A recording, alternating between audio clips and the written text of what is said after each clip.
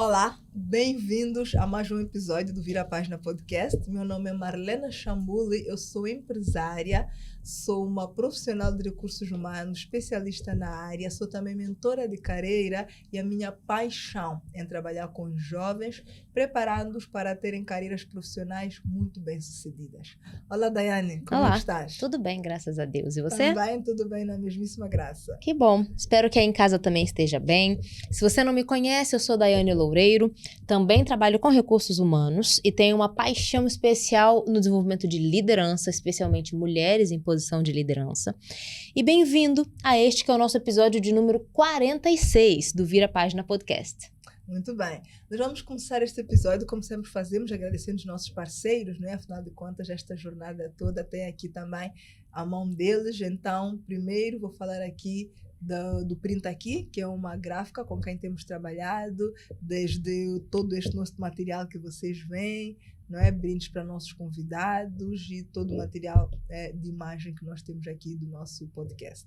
Muito bem. Também agradecer a LT, que é uma marca de cosméticos moçambicana e que tem oferecido aqui brindes para as nossas convidadas, né, do sexo feminino. E agradeço, então, a LT por esta parceria, por nos ajudar a cuidar dos nossos convidados. Exatamente. Nossos convidados já usam aqui batons da LT. Exatamente. São mais lindos. Yeah. Então, vamos agradecer também a Casa do Leitor, que é uma parceria que nós já levamos aqui já de muito tempo. A Casa do Leitor é uma livraria e tem descontos para quem nos acompanha. Então, se tu estás aí deste lado, queres ler os livros que nós trazemos aqui nos nossos episódios, contactem a Casa do Leitor através das suas redes sociais e digam que vocês vêm através do Vira a Página Podcast, que vocês vão ter um desconto especial por estarem aqui a nos acompanhar. Exatamente, aproveitem. Aproveitem mesmo.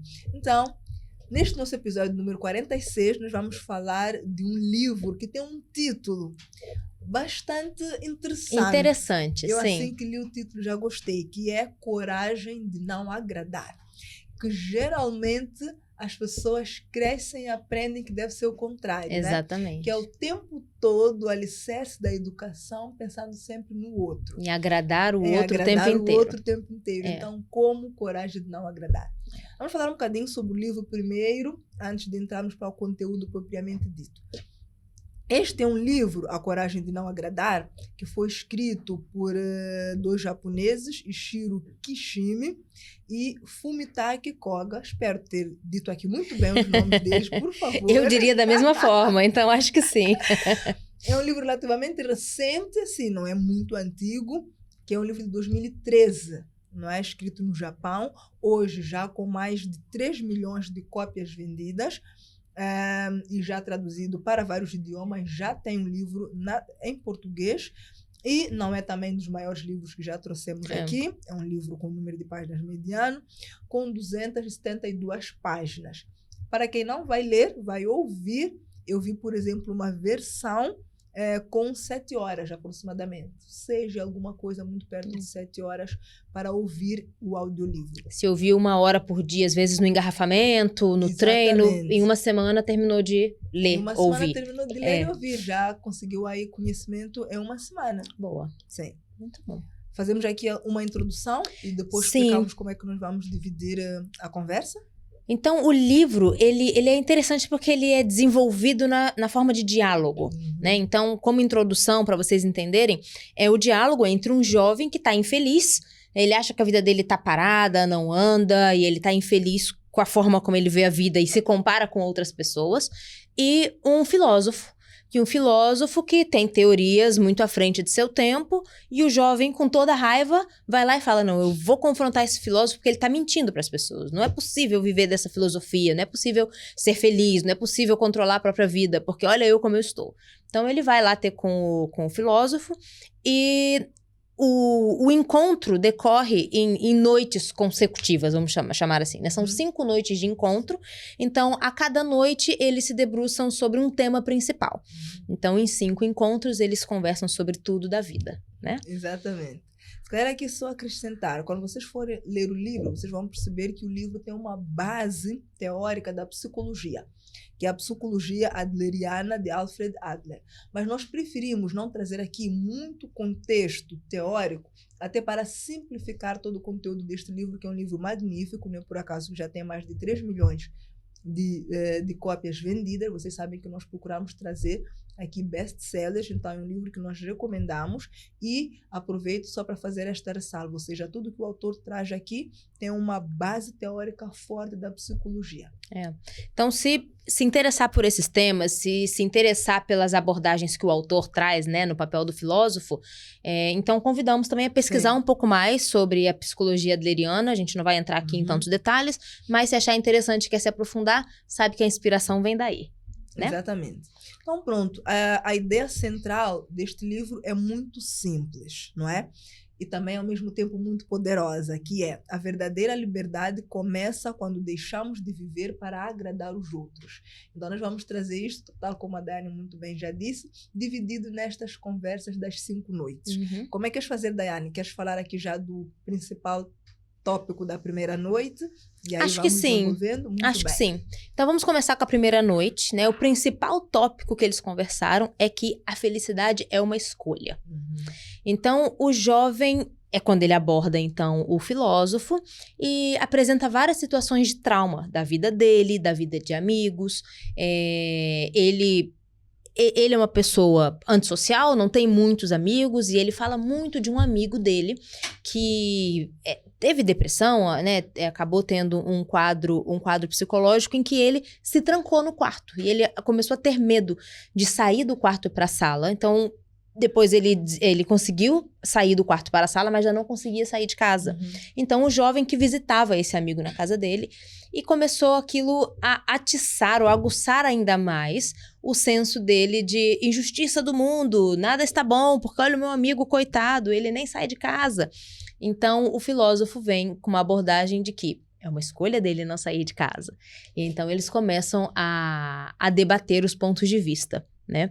Então, uma das coisas que o filósofo traz é que os traumas que as pessoas viveram no passado não justificam o futuro que elas vão ter. E nós já falamos disso aqui muitas vezes, da síndrome do retrovisor, né? Que a gente, às vezes, tá andando, mas olhando toda hora para trás, como se aquilo fosse justificar o que acontece hoje ou acontece daqui para frente.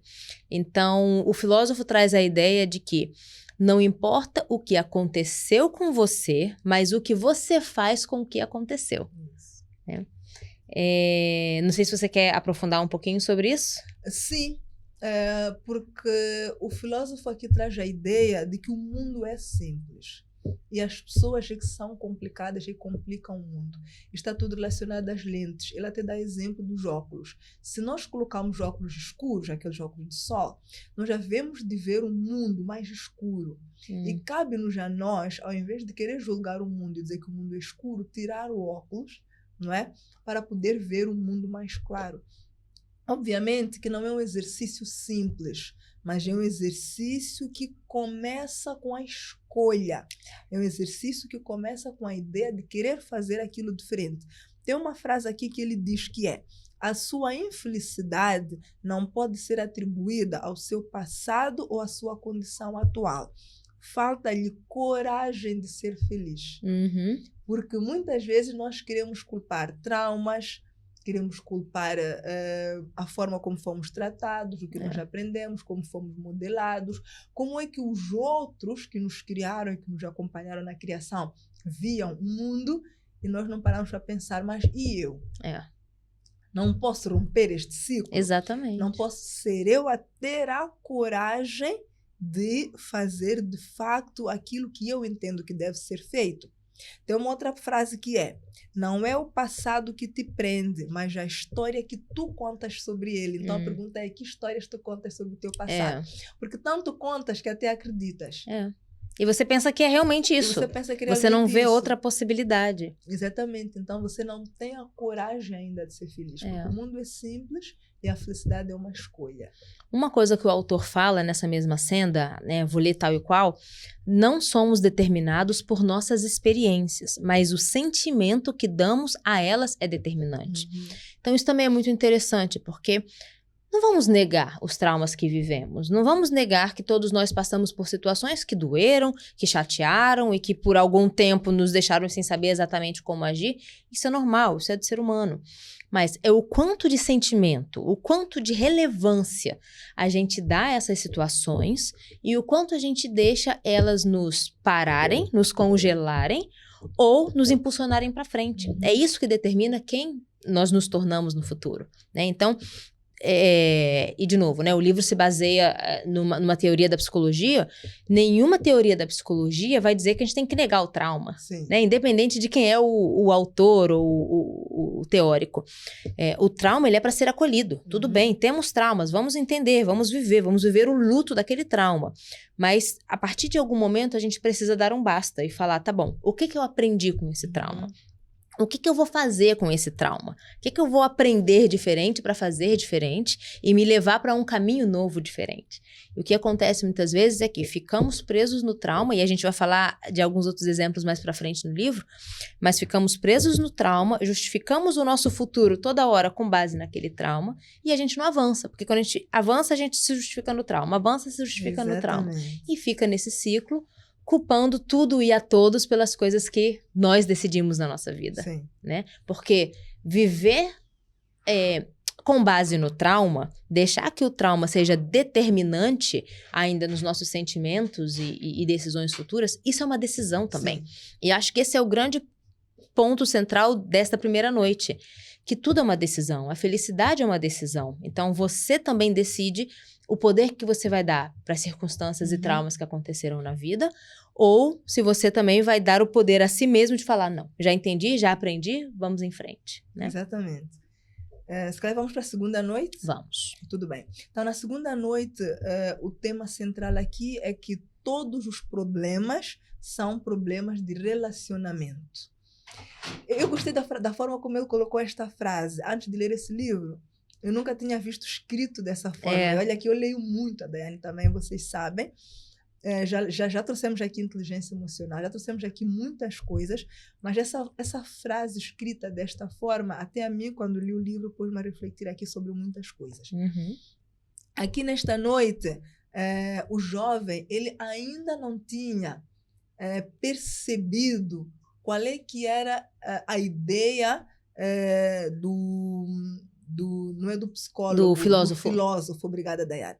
Ele ainda insistia com esta ideia de que é impossível ser infeliz num mundo que tem muito julgamento, que tem muita injustiça, que tem muitas desigualdades, mas eles estavam aqui ainda a fazer o caminho até a transformação, primeiro mental e de entendimento do próprio jovem. Então aqui, o filósofo faz uma provocação, diz assim, pensa, se no mundo não existisse ninguém, né? Só tu. De fato, quando nós pensamos nos nossos problemas, nós pensamos em quê? Nas comparações que nós fazemos com relação às outras pessoas. Nós pensamos no nosso ego, que é sempre em relação também a outra pessoa. Nós pensamos naquilo que nós queremos conquistar para nos sentirmos melhores que outras pessoas, porque quando os outros têm conquistas que nós não tivemos, começamos a nos achar atrasados, estamos a perder tempo, o que tem de errado comigo, não é? Ou então, como é que aquela pessoa teve sorte, esquecemos das noites não dormidas, de todo o trabalho, já queremos achar que o outro tem sorte, não é? Então, ele traz aqui que a raiz da insatisfação está na comparação constante com os outros. E nós devemos parar de nos comparar o tempo inteiro com os outros. Nós devemos passar a viver a nossa vida com um olhar sincero sobre quem nós somos, o que é que nós somos capazes. Com base naquilo que nós temos e com aquilo que nós somos, nós construímos a nossa vida e buscamos satisfação naquilo. Sem o tempo todo buscarmos nos comparar com as outras pessoas. Ainda mais num mundo de rede social, de ostentação. Isso é um grande desafio, né? Sim. Outra questão dessa segunda noite que é interessante, segundo o filósofo, todos nós temos 3 tarefas principais na vida. Sim. E todas elas, obviamente, têm a ver com relacionamento. Então, a primeira é tarefa do trabalho. Nós todos temos a missão, o dever de ser útil à sociedade. Trabalhamos para ser úteis, para trazer algum resultado, para deixar alguma coisa. Segunda tarefa da amizade. Conviver em igualdade, né? Ter as amizades, o amor fraternal e conviver com as pessoas. E o terceiro é a tarefa do amor, que aí ele já fala de relacionamentos amorosos, onde você tem um relacionamento mais profundo com alguém. E que os conflitos acontecem quando esses papéis estão desequilibrados. Quando eu não deixo as pessoas desempenharem os seus papéis, ou quando eu tento também mexer nos meus papéis para agradar os outros, né? E uma coisa que os psicólogos falam muito, né? Eu faço terapia até hoje e a minha terapeuta sempre fala: Daiane, esse assunto é teu ou é de fulano? O que é seu, tá na sua mão, você consegue resolver. Mas você não vai mudar o outro. Você não vai conseguir resolver o assunto do outro. Então, se o outro não está te dando amor, é sobre ele, não é sobre você. Ele não está exercendo a tarefa dele de amor. Seja ele o amor da amizade ou o amor de casal, né? Se a pessoa não está fazendo o trabalho dele direito, porque nas relações de trabalho a gente se estressa muito, ele não fez, eu tô sobrecarregada, ele deveria ter feito. É sobre ele. Você não consegue fazer o papel do outro, você não consegue mudar o outro, você não consegue entrar na cabeça do outro. Por isso que cada um tem os seus 3 papéis principais. Se eu faço o meu bem feito, pronto, isso está na minha mão. Se a Marlena, por algum motivo, não está fazendo o dela, eu posso lhe aconselhar, eu posso ajudar, mas eu não posso fazer por ela. E aí, quando a gente tem essa clareza, é muito mais fácil manter as relações interpessoais, sem aquelas expectativas do que é impossível, do que é inalcançável. Eu achei esse capítulo, né, essa noite deles também muito interessante. Muito. Algo que ele traz aqui também que eu achei muito interessante, até vou trazer aqui um exemplo do livro, que ele fala onde aqui para nós prestarmos muita atenção ao conceito causa-efeito aparente.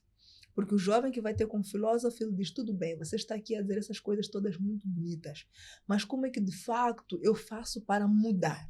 Como é que eu faço para não me comparar? Como é que eu faço para ver o mundo de forma simples? Como é que eu faço para ser feliz?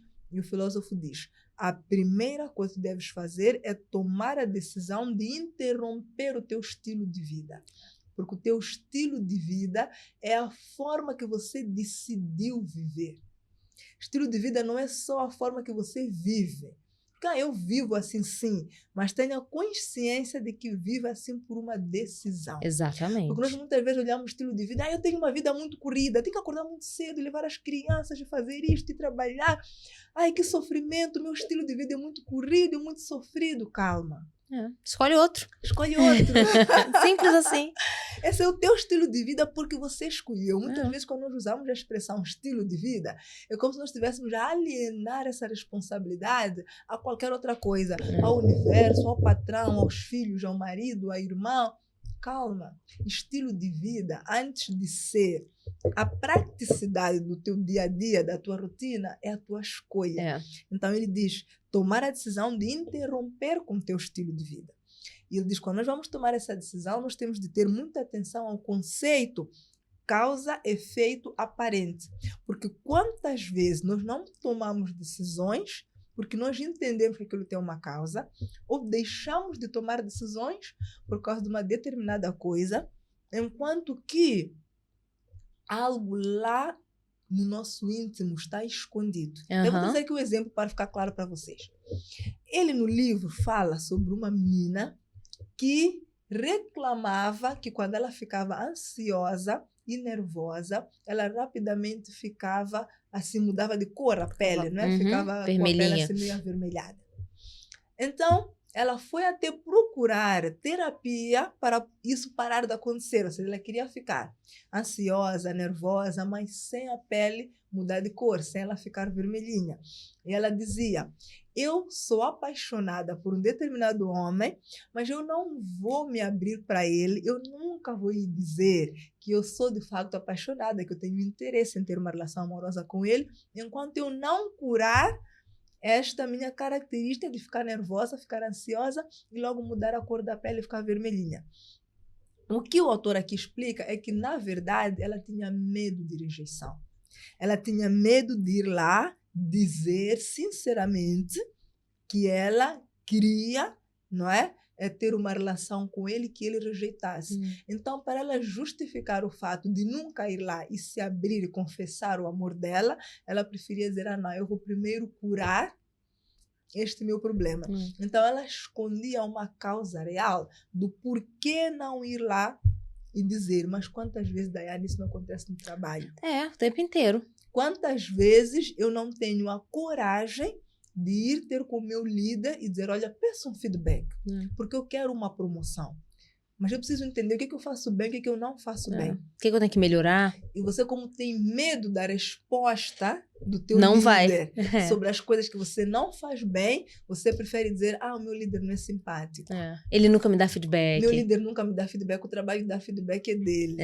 Né? Então, nós pomos, muitas vezes, obstáculos ao nosso processo de crescimento pessoal, ao nosso processo de desenvolvimento na carreira, ao nosso processo nos relacionamentos com as pessoas, porque nós criamos desculpas inventadas, às vezes até inconscientemente, às vezes conscientes, para nós não fazermos o que deve ser feito, para nós não rompermos com o estilo de vida. Exatamente. E continuar nessa inércia. Exatamente. Terceira noite? Sim, terceira noite. Terceira noite, para mim, é uma das mais provocativas, diria assim, né? De maior provocação do livro, que é a liberdade de ser odiado. Então, o autor fala que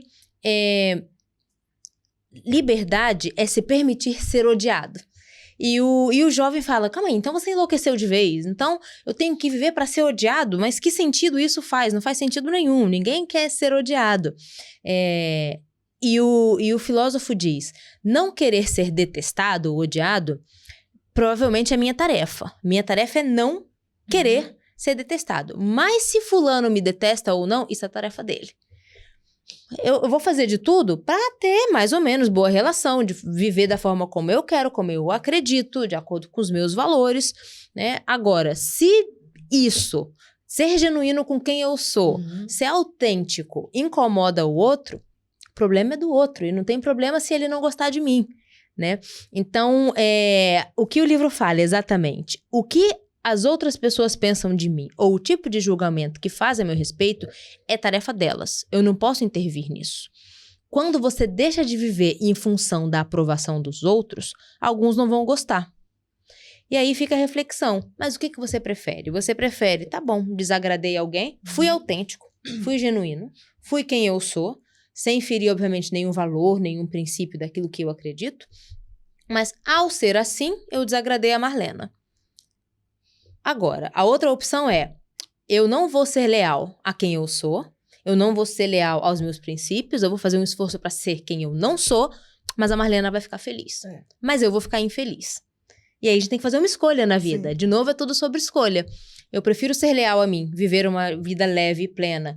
Vou incomodar um ou outro e tudo bem, vivemos assim. Ou eu vou toda hora me negar.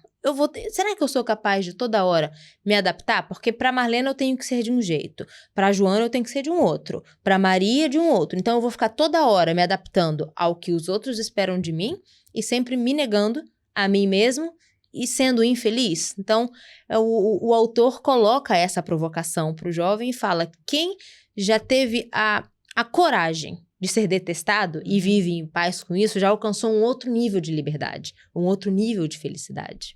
Exatamente. Ele traz aqui o conceito de tarefa de uma forma bastante particular, que é, tarefa é tudo aquilo que está sob o nosso controle. Se nós não vamos controlar, não é nossa tarefa, é tarefa dos outros. Exato. Então, essa preocupação constante sobre se ele me odeia, se ele gosta mais, se ele gosta menos, é tarefa do outro. Ele nos convida a sermos nós, a vivermos a nossa vida. Se nós quisermos viver a vida dos outros, senão corremos o risco de não ter ninguém a viver a nossa própria vida. Então, assim, como a Daiane disse, ter a coragem de ser odiado. Não vai dar sempre certo. Isso não significa que você não deve ser empático. Não significa que ao se comunicar com pessoas diferentes, você não vai adaptar o teu estilo de comunicação para que aquela pessoa te perceba. Mas isso está relacionado com as tuas decisões sobre o estilo de vida. Então, o teu estilo de vida deve estar alinhado com aquilo que tu entendes que é melhor para a tua felicidade. Não necessariamente essa preocupação constante com o outro, com o que o outro vai pensar. E tem uma frase aqui que eu gosto muito no livro, que ele diz: não vivas para ser aceito, vive para ser verdadeiro. Isso é um ponto, só para ficar bem claro, né? Quando a gente fala, né, aqui à luz do autor, sobre a coragem de ser odiado, obviamente a gente está falando de uma situação em que você segue caráter, princípio, Sim. você não atropela ninguém, porque uma coisa é, como eu estou falando, eu sou autêntica, eu gosto de me vestir assim, e se ela não gosta da maneira como eu visto, tudo bem. Eu não estou ferindo ninguém, eu não estou magoando ninguém. Agora, se eu tenho também comportamentos questionáveis, Sim.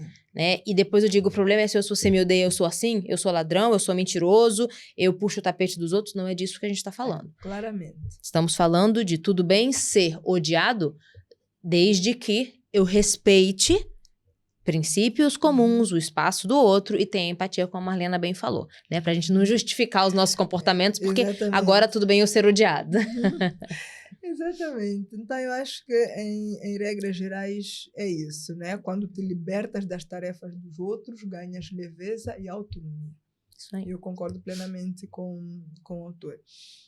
Então, podemos avançar? Quarta noite. Uhum. Quarta noite. Muito bem.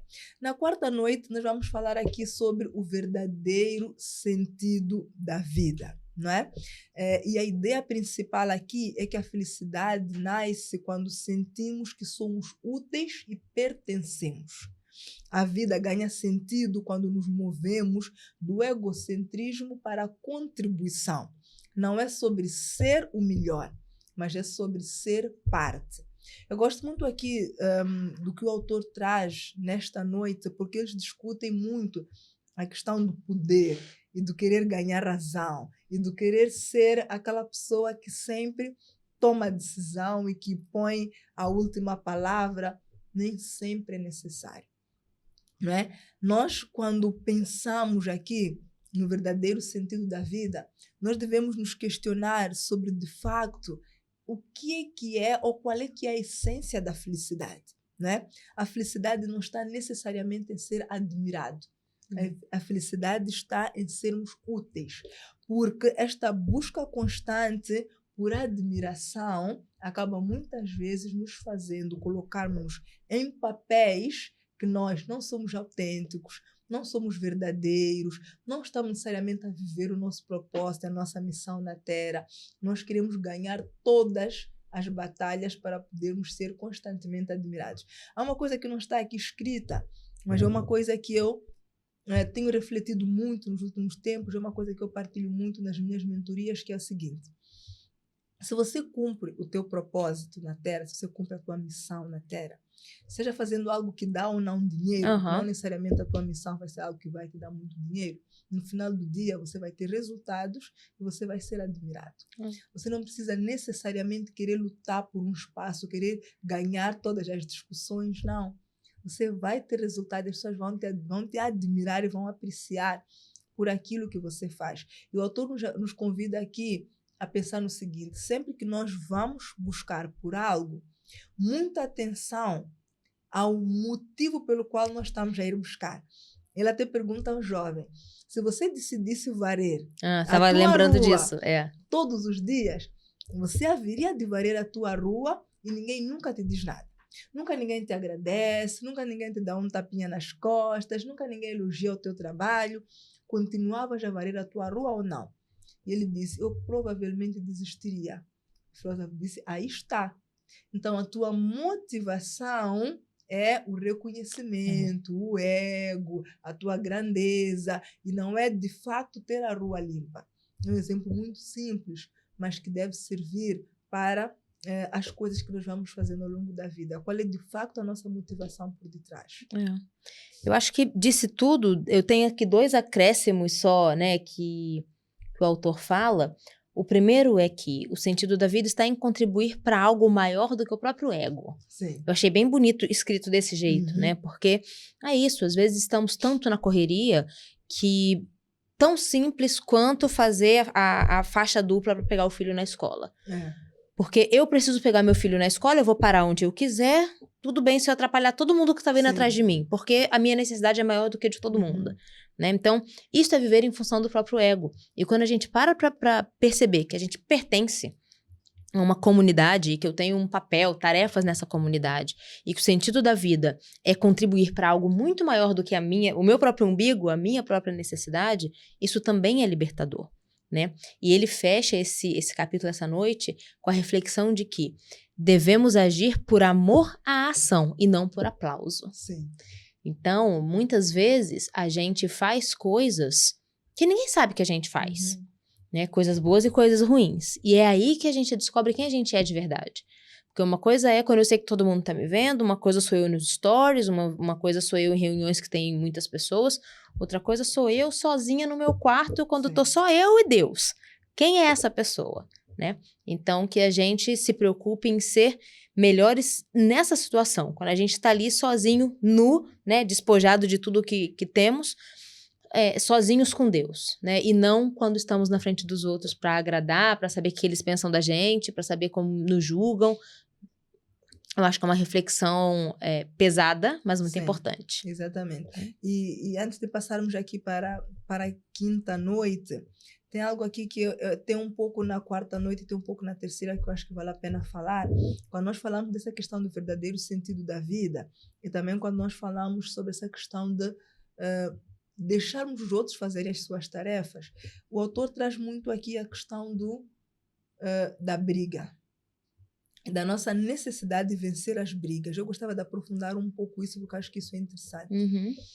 Ele convida-nos a refletir sobre todas as vezes que nós entramos numa briga. E muitas vezes as pessoas entram em confusões, em discussões, não necessariamente por causa da matéria daquela discussão, mas por causa de ganhar e fazer e marcar a sua posição. Porque se você já sabe que está certo, está tudo bem se o outro não entendeu.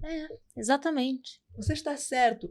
Quantas vezes na rua ou em determinados ambientes você percebe que alguém levanta a voz para ti, responde-te mal propositadamente, as pessoas querem o tempo todo começar confusões, começar brigas.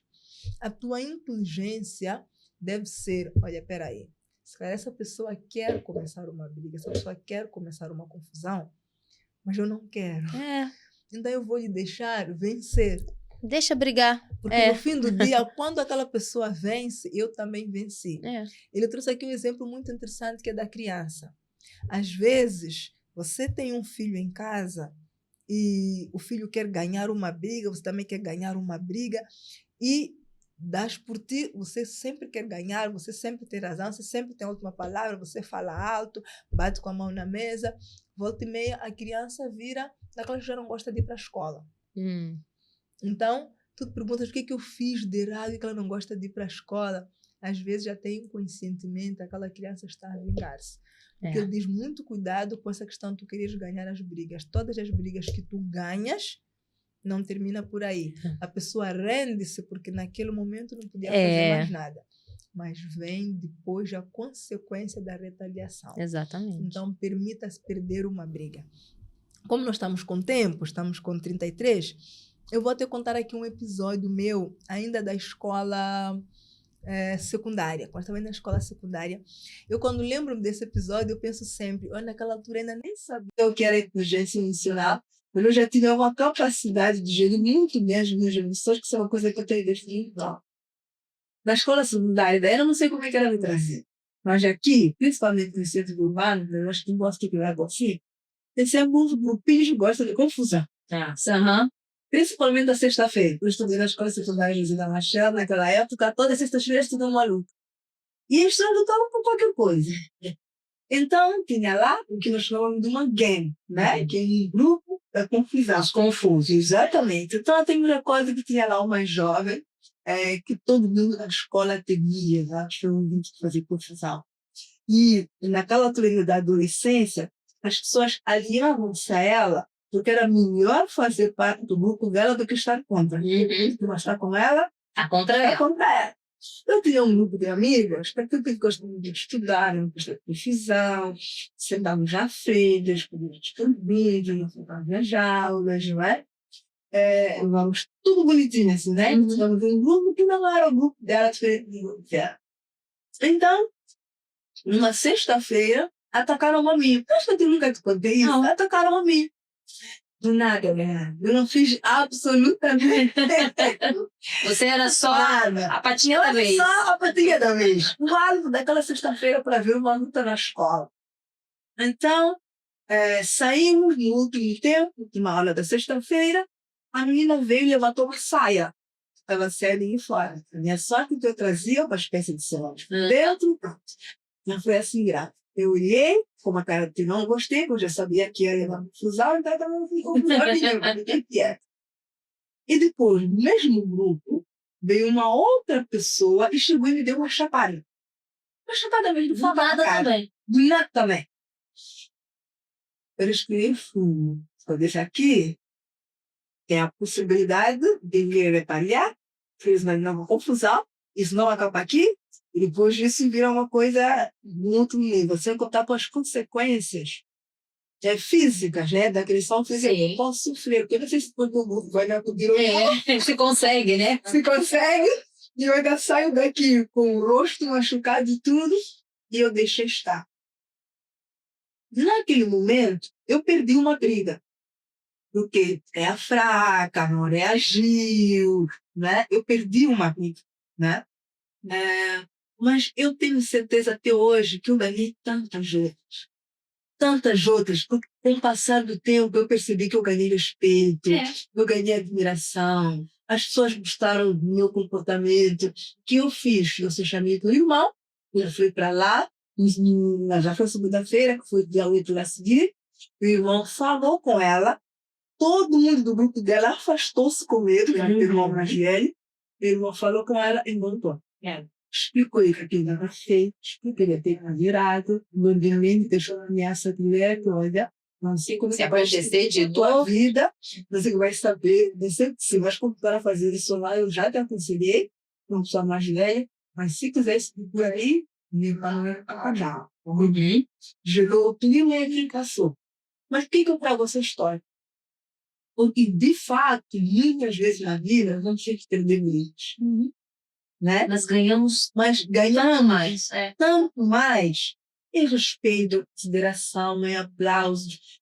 Aquela pessoa não retalia, depois não tem vingança, quebramos o ciclo. Quebramos o ciclo, andou traz muito isso. Muito bom, legal você ter partilhado. E a última noite? E a última noite? Última noite é o viver no aqui e agora. E aqui, de maneira assim resumida, né, o que o jovem trazia, que eu acho que é o que muitas pessoas pensam, eu não posso ser feliz enquanto eu tiver o problema X. Eu só posso ser feliz depois que o problema X estiver resolvido. Então o autor até fala, vamos falar de uma senhora, né? Eu só vou ser feliz quando eu encontrar um parceiro. Agora eu só vou ser feliz quando eu tiver filhos. Agora eu só vou ser feliz quando eu puder ver meus filhos formados. Agora eu só vou ser feliz quando eu tiver netos. Vou ser feliz quando eu tiver a casa própria. E por aí vai. E fica o tempo inteiro adiando a tal da felicidade.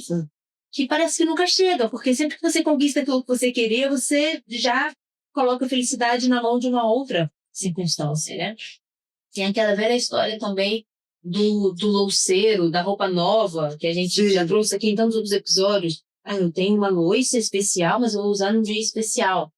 E a gente tem tantas histórias de pessoas que perdem a vida e nunca usaram um tal louceiro especial. Porque para o evento X, e o evento X é desmarcado, você não vai e não usa. Então, parece clichê, mas em outras palavras, o que o autor fala aqui, é que nós temos que, de fato, viver cada dia como se fosse especial. Né? E não ficar colocando a felicidade ou no passado, eu fui tão feliz quando aquilo aconteceu, hoje não sou mais, ou nem no futuro, mas entender que a felicidade está aqui agora. Se você vive com o seu propósito, se você sabe dizer não quando tem que dizer, se você entende que você que toma a decisão e que isso vai moldar o seu futuro, isso tudo te faz ser feliz agora com o que você tem, né? Então, o que o filósofo diz, você não é infeliz porque tem problema. Você cria problema para justificar o fato de não ser feliz. Então, de volta lá, mulher, eu vou ser feliz quando eu tiver um parceiro. Tá bom. Aí agora você já tem um parceiro. Aí você já cria um novo problema para mas o parceiro não fala bem comigo, mas o parceiro não é amigo, não é? Então, por isso você já tem um novo motivo. Não, agora é só quando eu tiver filho. E você volta àquele ciclo que a Marlena falou, da segunda ou da terceira noite. É que a pessoa, consciente ou inconscientemente, cria motivos para justificar por que ela ainda não chegou onde ela acha que tinha que chegar. Mas porque ela mesma está colocando obstáculos no povo, né? Exatamente. Quando chegam aqui a esta quinta conversa, o jovem finalmente entende que a liberdade exige coragem. E que para viver esta vida que é simples, que é bonita, que tu podes ser feliz, exige coragem. Mas quando você consegue viver essa vida, você descobre a verdadeira essência da liberdade. Tá? Mas a coragem de quê? A coragem de ser rejeitado. Porque quando nós dizemos que a vida é simples, né, vai ser por maravilhosas. E você toma a decisão de ter a vida que quer. Tiver a coragem de ser rejeitado. Mas também tem a coragem de errar. Por quê? Porque aqueles jovens, o autor traz aqui, que não sai do quarto, na verdade não falou sobre a conversa da primeira noite, ele tem medo. Ele tem medo de sair do quarto, encarar os problemas da vida, ir trabalhar, e meter o número no local do trabalho, o seu chefe zangar com ele, não é? Eu tenho medo. O doutor traz aqui um exemplo de pessoas que, no fim, não trabalham, porque se meteram 2 CVs, fizeram 2 entrevistas, reprovaram, e eles já têm medo de muitas mais rejeições. E Ela já nem pensa mais. Nem tenta mais, não trabalham mais o resto da vida, ficam à volta, não fazem nada. Então, eu preciso ter a coragem de se rejeitar, eu preciso ter a coragem de irar, e eu preciso ter a coragem de não agradar todo mundo. Você não vai agradar todo mundo. A vida é vivida no aqui e no agora. Nós já trouxemos outros números sobre isso, né? Já está muitas coisas vivendo agora. Sim. E tantos outros. Então, vocês percebem como os níveis de desenvolvimento pessoal vão se cruzando. Né? Uma teoria vai combinando a outra, uma ideia. E muitos autores até citam. Né? Exatamente. Exatamente. Fechamos? Fechamos. Eu tenho, se calhar, 2 frases do autor para colocar como fecho, né? Uma é que a vida é uma série de águas. Tem até quem diz assim, a vida é uma série de águas. Eu acho bonito, mas no final das contas é sobre isso. É o que eu decido agora, é o que eu decido deixar, é o que eu decido me apegar, o que eu decido me relacionar, o que eu decido acreditar, que emoção eu decido mostrar naquele momento ou não. Então, tudo isso é agora. É o que eu decido agora. E essa série de agoras que se repetem é fazendo. E também, lá no final do livro, uma frase que ele diz a felicidade não é algo que se recebe, mas é algo que se constrói com coragem. Então, para que a gente saia desse papel de vítima, que fica esperando que a felicidade vai aparecer. Alguém vai me dar a felicidade. Eu vou dar a chave da minha felicidade para a Marlena e ela vai me entregar em algum momento. Não. Mas eu construo a minha felicidade com coragem de tomar as ações que eu tenho que tomar, recuar o que eu tenho que recuar, ser rejeitado onde eu tenho que ser rejeitado, e essas coragens todas juntas me trazem minha felicidade. Uma coisa que muito importante que eu acho que depois de ver esse vídeo foi nas coisas que eu gostaria que todo mundo de ter muito cuidado com vítimas. Muitas vezes as pessoas não mudam suas vida porque elas gritam para o mundo que elas são vítimas. O que acontece quando o mundo vê de uma pessoa que é vítima? Aquela pessoa ganha o poder e a razão daquele vitimismo todo que dizem, não é brincadeira. Mas nem sabemos como que ele está a amassar. Né?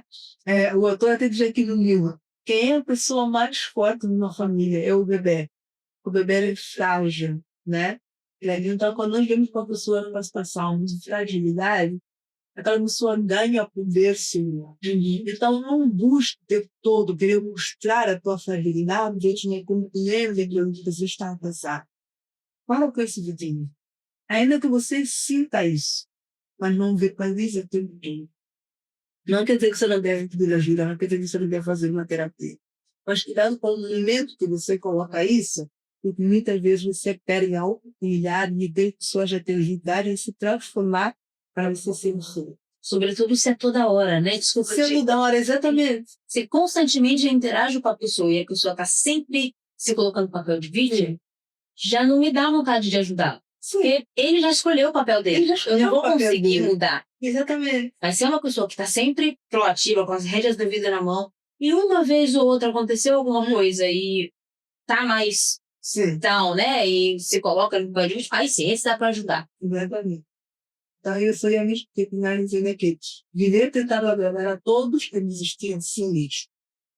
A liberdade e a felicidade só são possíveis quando temos a coragem de ser quem os sonhos, mesmo que isso não significa ser um vocês. Mas seria assim, sem direção. Você a recomendação da Dayane. Não, obrigada. É a recomendação da minha terapeuta. Façam terapia, entendeu? Então pronto, Obrigada. Já ser mais um episódio. Muito obrigada. Sigam meus canais nas nossas diferentes redes sociais. Deem um like, se inscrevam na página, ativem o sininho, ajudem a fazer estas mensagens chegarem a cada vez mais pessoas. E deixem os vossos comentários para vamos sempre ler e reagir. Obrigada por nos acompanhar e até o próximo episódio. Gente? Sim.